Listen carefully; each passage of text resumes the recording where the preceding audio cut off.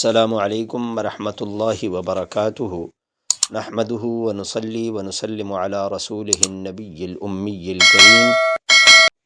ایک شخص میرے پاس آیا، ویسے تو بہت سارے لوگوں کو یہ وظیفہ بتایا ہے، لیکن ایک شخص میرے پاس ایسا آیا جو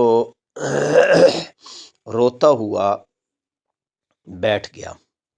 اس سے وجہ پوچھی تو وہ کہنے لگا کہ میرا ایک ہی بیٹا تھا اور وہ گھر سے بھاگ گیا۔ چنانچہ میں نے اس کو کہا، اس نے کہا جی کوئی تعویذ دے۔ میں نے کہا تعویذ نہیں، ایک عمل بتلاتا ہوں، وہ عمل آپ کر لیں، انشاءاللہ اللہ تعالیٰ کرم فرمائیں گے اور آپ کا بیٹا صحیح سلامت واپس لوٹ آئے گا۔ چنانچہ اس کو یہ عمل بتلایا، اور یہ عمل بتلانے کے بعد اس نے کہا بھی مجھے لکھ کر دے دیں۔ میں نے اس کو آیت مبارکہ لکھ کر دے دی اور پھر وہ چلا گیا۔ تقریباً 8ویں یا 9ویں دن وہ مٹھائی کا ڈبہ لے کر آیا۔ اس نے کہا جی الحمدللہ میرا بیٹا واپس آ گیا ہے۔ تو وظائف کے اندر ایک بات ذہن میں رکھیں، جیسے ہمارے نسخوں کے اندر، حکمت کے اندر مجربات ہوتے ہیں نا، ایسے ہی وظائف کے اندر بھی مجربات ہوتے ہیں کہ کسی بزرگ کا تجربہ، اس نے یہ آیت پڑھی، اس آیت کا مفہوم یہ بنتا تھا، تو یہ آیت پڑھنے سے اس کا وہ کام ہو گیا۔ اب اس کو مجربات ہم کہیں گے، اس کو یہ نہیں کہیں گے کہ یہ فلاں حدیث سے منقول ہے۔ قرآن پاک کی آیت تو ہے، قرآن پاک کی شان ہے کہ قرآن پاک کہ ایک ایک آیت کے اندر اللہ تبارک و تعالی نے 70 موتی اور 70 فوائد اور 70 اس کے اندر اللہ رب العزت نے خوشیاں چھپا رکھی ہیں۔ قرآن کی کوئی آیت، آپ کسی بھی نیک مقصد کے لیے کوئی آیت پڑھ لیں، آپ کو انشاءاللہ فائدہ ہوگا، لیکن پڑھنے کا طریقہ ہو کہ کس طرح پڑھنی ہے، کتنی تعداد میں پڑھنی ہے، کیونکہ تعداد کا بڑا ایک حساب ہوتا ہے اور بڑا اثر ہوتا ہے۔ تو اس لیے وظائف کے اندر بعض لوگ یہ مطالبہ کرتے ہیں کہ اس کا مجھے کوئی حوالہ دیں، تو حوالہ نہیں ہوتا، یہ مجربات ہوتے ہیں، اور ضروری بھی نہیں کہ آپ اس کو کریں۔ آپ کا دل نہیں مان رہا تو آپ نہ کریں، کوئی ایسی بات نہیں۔ آپ کا دل نہیں مان رہا تو آپ نہ کریں، لیکن یہ مجربات ہیں بزرگوں کے، اکابر کے، محدثین کے، مفسرین کے، صلحاء کے، اولیاء کرام کے، یہ مجربات ہوتے ہیں کہ انہوں نے یہ کیا اور اس سے ان کا کام بن گیا۔ جیسے حضور صلی اللہ تعالیٰ علیہ وسلم کے متعلق آتا ہے نا کہ ایک عورت آئی آپ صلی اللہ علیہ وسلم کی قبر اطہر کے اوپر، اور اس نے آ کر دعا مانگی، ٹھیک ہے، اور اس کی دعا قبول ہو گئی۔ ایک مرد آیا اور اس نے آ کر اللہ رب العزت سے کہا کہ یا اللہ میں بہت بڑا گناہ گار ہوں اور تیرے اس محبوب کے پاس آ گیا ہوں، میرے گناہ معاف فرما، ٹھیک ہے، اللہ رب العزت نے اس کے گناہ معاف فرما دیے۔ اب یہ ضروری نہیں ہے کہ یہ اس کا کوئی حوالہ بھی ہو، اس کی کوئی حدیث بھی ہو کہ واقعی اس پہ جا کے، روضہ مبارک پہ جا کے دعا مانگنی چاہیے، ٹھیک ہے، اور روضہ مبارک پہ جا کے دعا مانگے تو قبول ہو، اس کا کوئی حوالہ ہو، ضروری نہیں ہے۔ حضرت عبداللہ بن عمر رضی اللہ تعالیٰ عنہ کے بہت سارے ایسے واقعات ہیں، حضرت عبداللہ بن عباس رضی اللہ تعالیٰ عنہ کے بہت سارے ایسے واقعات ہیں۔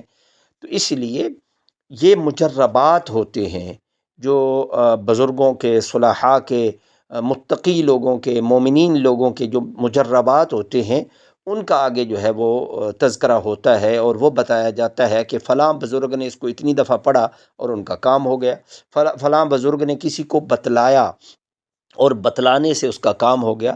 تو لہٰذا آج جو ہم وظیفہ بتلانے لگے ہیں، یہ گھر سے بھاگے ہوئے کو واپس لانے کے لیے ہے کہ گھر سے کوئی بچہ بھاگ جائے غصے ہو کر، یا ویسے بھاگ جائے، یا گم ہو جائے، کسی سی بھی صورت میں وہ گھر سے گم ہو گیا۔ اب یہ آیت مبارکہ اس تعداد میں آپ پڑھیں گے تو انشاءاللہ جو طریقہ میں بتلا رہا ہوں اس طریقے پر آپ پڑھیں گے تو انشاءاللہ وہ بچہ جو ہے وہ واپس آ جائے گا، بچہ ہے، بچی ہے، کوئی بھی ہے، وہ واپس انشاءاللہ واپس آ جائے گا۔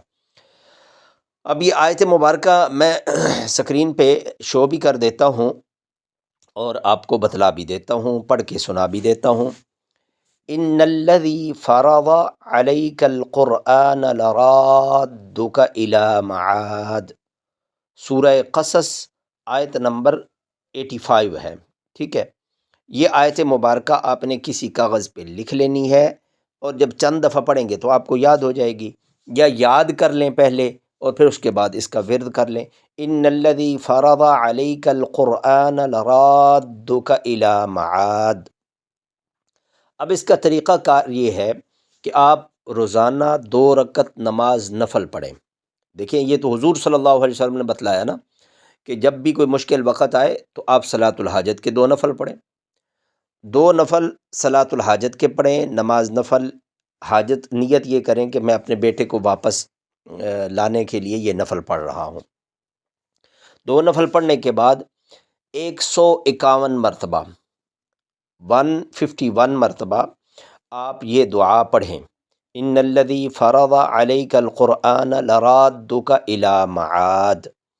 اول آخر درود شریف ضرور پڑھ لیں، 1 دفعہ پڑھ لیں، 3 دفعہ پڑھ لیں، 5 دفعہ پڑھ لیں، جتنی دفعہ بھی پڑھا جا سکے طاق عدد میں آپ درود شریف شروع میں پڑھ لیں اور بعد میں بھی پڑھ لیں، اور 151 مرتبہ یعنی 151 مرتبہ آپ نے یہ آیت مبارکہ تلاوت کرنی ہے، اور اس کے بعد دعا مانگ لینی ہے اللہ رب العزت سے، خوب اچھی طرح، خوب رو کے گڑ گڑا کے اللہ سے دعا مانگ لینی ہے۔ اور اس عمل کے بعد آپ نے یہ یقین رکھنا ہے کہ انشاءاللہ اللہ رب العزت میرے بیٹے کو واپس لوٹائیں گے، اور یہ عمل آپ نے 21 دن تک کرنا ہے، تو انشاءاللہ آپ کا بیٹا اللہ کے حکم سے واپس آ جائے گا۔ اچھا، ایک طریقہ اور ہوتا ہے کہ آپ یہ عمل بھی کریں اور ساتھ ساتھ آپ صدقہ کریں، اور صدقے کا طریقہ یہ ہے کہ اگر آپ کا بچہ جو ہے اس کا وزن آپ کو معلوم ہے تو اس کے وزن کے برابر گندم صدقہ کر دیں، گندم صدقہ کر دیں اس کے وزن کے برابر، ٹھیک ہے۔ اور اگر آپ کو اس کا وزن معلوم نہیں ہے تو اندازے کے مطابق آپ اتنی گندم صدقہ کر دیں جتنا اس کا وزن ہوگا۔ جب آپ یہ عمل شروع کرنے لگے تو اس عمل کے شروع کرنے سے پہلے آپ صدقہ کر دیں اور اس کے بعد یہ عمل شروع کر دیں، پھر اس کا فائدہ جو ہے وہ بہت بڑھ جائے گا، کیونکہ الصدقۃ رد البلا، صدقہ جو ہے یہ بلاؤں کو ٹالتا ہے، اور بچے کا غائب ہونا بھی ایک بلا اور مصیبت ہے نا، تو اس مصیبت کو اللہ رب العزت صدقے کے ذریعے سے ٹال دیں گے۔ دعاؤں میں مجھ سمیت پوری امت کو یاد رکھیے گا۔ السلام علیکم ورحمۃ اللہ وبرکاتہ۔